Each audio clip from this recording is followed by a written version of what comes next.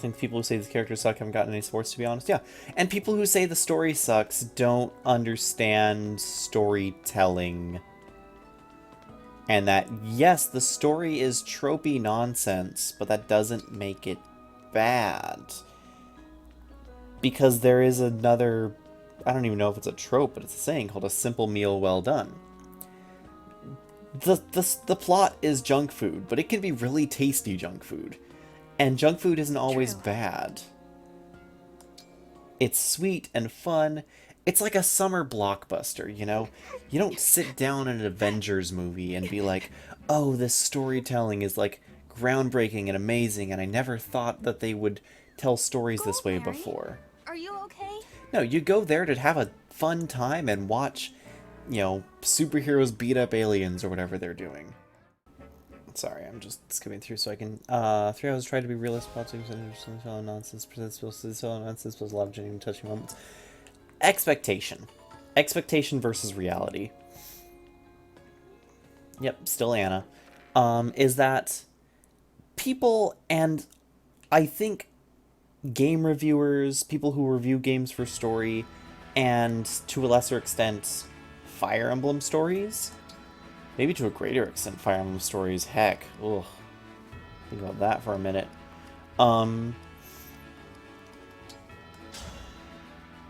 We're kind of stuck in the 90s.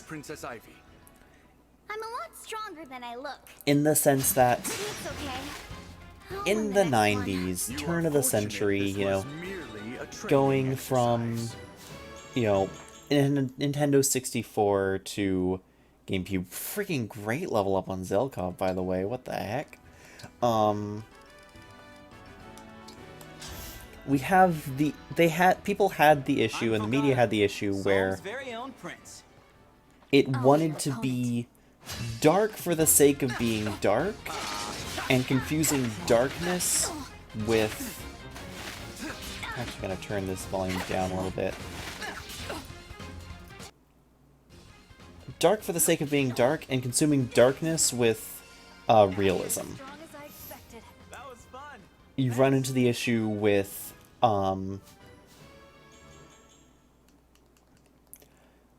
it's the era that gave us, you know, the Dark Knight. It's the era that gave us Shadow the Hedgehog. You know, we wanted to be gritty and realistic. It's the era that gave us 1,000,001 brown shooters, as they call them. And that's not inherently a horrible thing, but it's an era where we forgot to be able to... where we forgot how to have fun. A game like Wind Waker comes out, which has honestly dark and horrifying elements to it, but it's all covered by a veneer of, you know, cel-shaded graphics, cartoonish joy. It is fun, and it's unafraid to be fun. And that's what Engage is like to me. Engage is like Wind Waker. Engage for Fire Emblem is like what Wind Waker was for Legend of Zelda. It went in a direction people didn't expect. Instead of going hyper-realistic, hyper-serious, it went fun and goofy. And it ends up having more real heart and soul to it than anyone expected, because everyone just judged it by its cover, judged it like a book by its cover, and said, it's stupid, it's goofy, it looks, you know, it looks cheesy, I'm not gonna take it seriously, and I'm just gonna say it sucks. The story is simple, I'm just gonna say it sucks because it's simple, because it's not trying to be anything big. Meanwhile, I don't think that's a problem.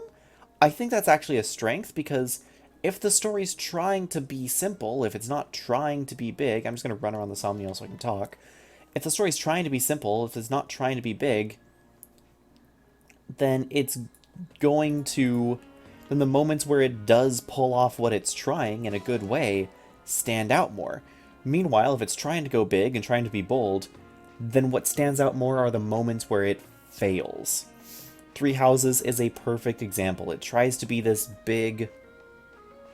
Yeah, exactly. I think a lot of people would say that. A lot of people who've given it a fair shot would say that.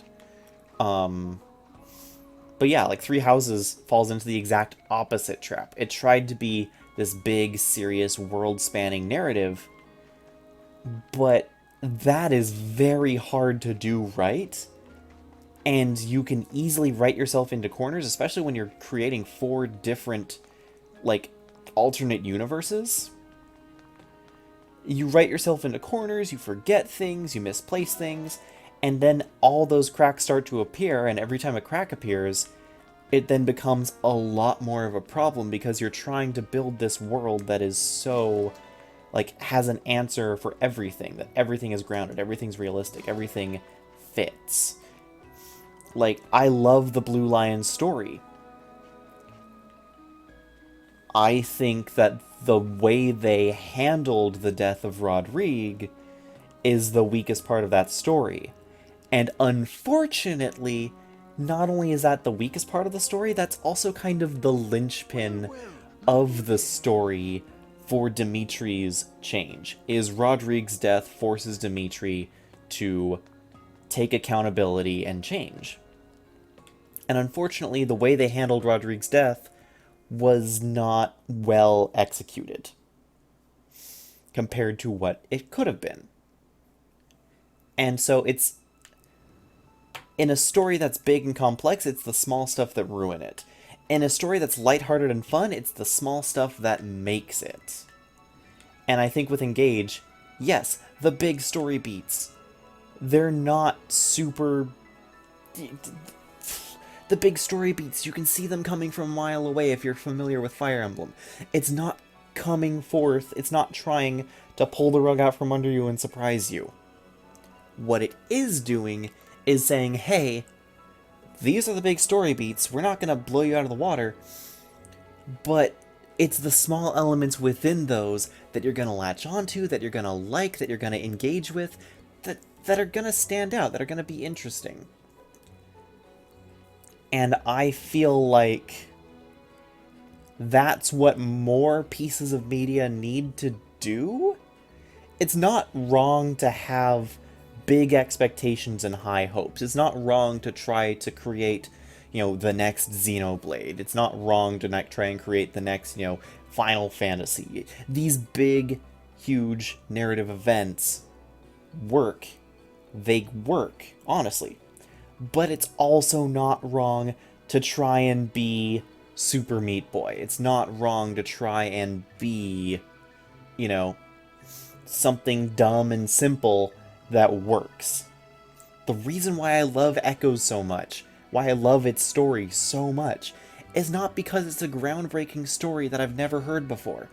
It's because it's a simple story that is told very well by characters who are characters themselves through and through, making mistakes, carrying biases, carrying issues, and those personalities rule the day. Yes, Celica makes mistakes in her arc, but she is vindicated by trying what she believes is best.